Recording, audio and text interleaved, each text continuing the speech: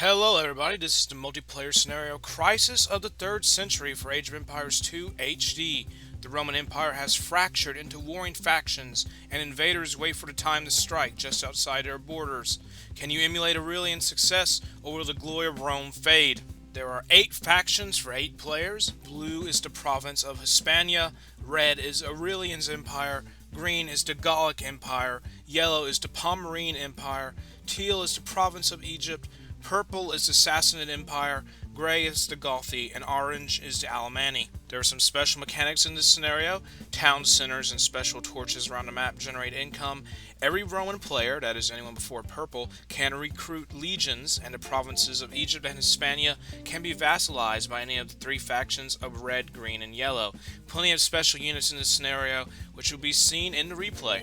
Some fighting right at the start of the game. Some of Illyrian's legions are down in Egypt garrisoning the area. They come under quick attack from the forces of the Pomeranian Empire. They lack the strength and numbers, so they will be overrun. Some bad news for Illyrian in Hispania. The Gallic Empire army, led by its emperor, attacks the barricades there. It is closer to Red's base, so it is easier to reinforce if they chose to do so. Illyrian has landed in the Hispania city of Toletum and prepares for a confrontation with the Gallic Emperor Postumus. Illyrian vassalizes the province of Hispania, bringing it over to his side. The bodyguard of Postumus, the Gallic Emperor, fight against Illyrian's own, and they are outnumbered. The Gallic Emperor does not have high hopes here, and he is killed. The death of the Gallic Emperor was too much to bear, and the Gallic Empire is defeated.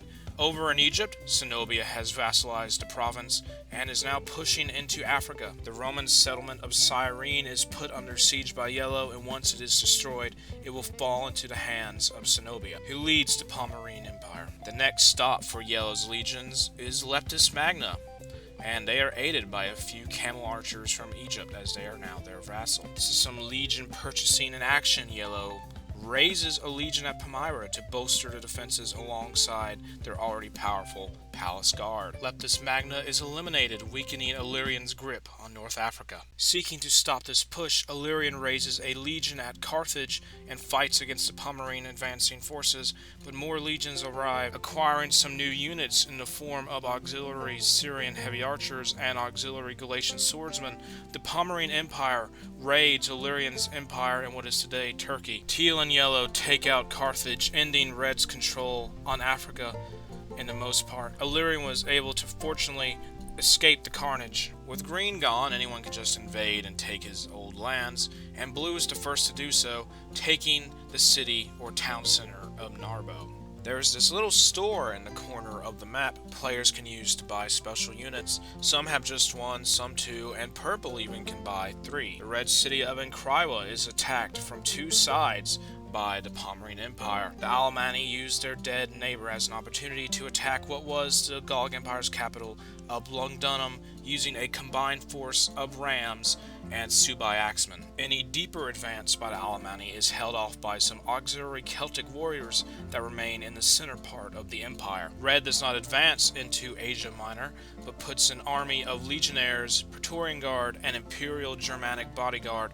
to watch out for any further attacks. This is a surprise. Blue, the province of Hispania, has landed at Carthage and has destroyed the city in what could be a preemptive strike. Yellow declares war on the Sassanids, marching into their land and engaging them, but the congested area makes it easy for the Sassanid horse archers and elephants to soak up and do a lot of damage. The Gothi learn of the conflict, choosing to aid purple and send a group of Gothic heavy lancers to the south. Before Grey even arrives with reinforcements, purple looks to be victorious, and the Pomeranian Empire withdraws from the battle. Hispania and Egypt fight one another near Carthage. Yellow had chosen to give Egypt the land that they had taken from the Romans in Africa, and it is now up to Egypt to push out blue, as yellow is too occupied in their own conflicts. Teal follows through and attacks Carthage, which will fall for the 3rd time in this game. Yellow is still recovering from their fight with purple, which allows Grey to move in with a force of cavalry to destroy the town center of Encrywa. The Alemanni throw their lot in with the Gothi,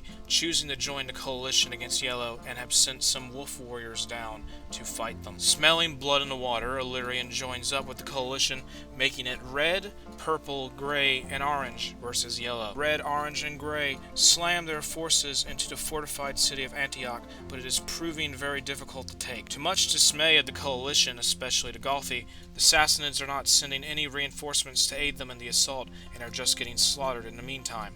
Blue and teal battle it out for the control of the western Mediterranean Sea, and red has landed a small little group of soldiers in Africa. Despite taking many losses in the attack, especially red, the coalition is able to break through, and Antioch will surely fall, with the castle almost already burning to the ground. Another fight takes place near the Carthage Blender of Death, as Hispania advances once again, and teal is unable to put up any major defenses before they attack. The coalition has been quite successful and has reached the walls of Palmyra itself. Yellow has to be very careful with the attrition, as they are beginning to lack forces to fight off the threat. The Egyptian navy has taken control of the eastern side of Hispania's seas, lacking any opponent to face them. Purple, believing the time is right, attacks Antioch, which had been taken by red after its fall. Jerusalem has been razed by the Alemanni, and the coalition is unraveling, so it may be a safer time for Palmyra to attempt to expand once again. Forget what I just said, the Sassanids are attacking the weakened Palmyra, and at the same time attacking the red-held Ankara that had been reclaimed from Zenobia. Gray is now attacking purple due to a dispute about resources in Gray's land. By an accidental open gate, some of Gray's cavalry break into one of Purple's cities, attacking it. Sassanid horse archers attempt to stop them, but it may not be enough. A sea battle in the Mediterranean with blue and teal duking it out once again.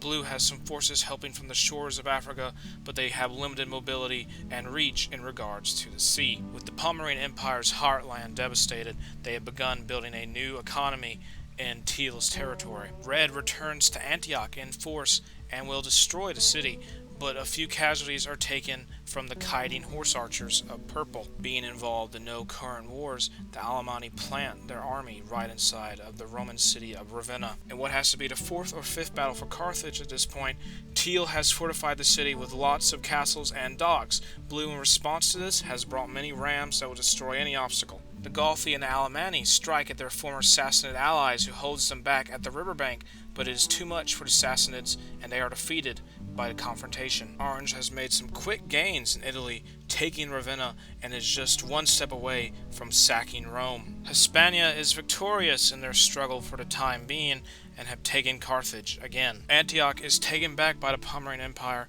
but some villagers outside of it are still getting harassed by Sassanid forces. The Alemanni arrive to burn Rome to the ground, which has been left mostly defenseless, as the other conflicts have taken the garrison somewhere else. Gray now wars against Red, attacking the city of Sardica. It is one of Gray's victory conditions, and if they take it, they will only need one more city to win. A resurgent Yellow and Teal march on Carthage in what has to be one last hurrah for Red. Some legionnaires and auxiliaries fight off the Gauthi and are able to drive them off from Sardica. Carthage is rebuilt for a fifth time, and Gray took Sardica sometime off screen. Blue has no time to mourn their African ambitions, as Orange has moved into Gaul, and after some military buildup are now at war with Blue. This game is over. Gray took Dyrrhachium, the last thing they needed to win, and they are victorious. So that was the Crisis of the 3rd Century. Check it out. If you enjoyed the video, make sure to like and subscribe.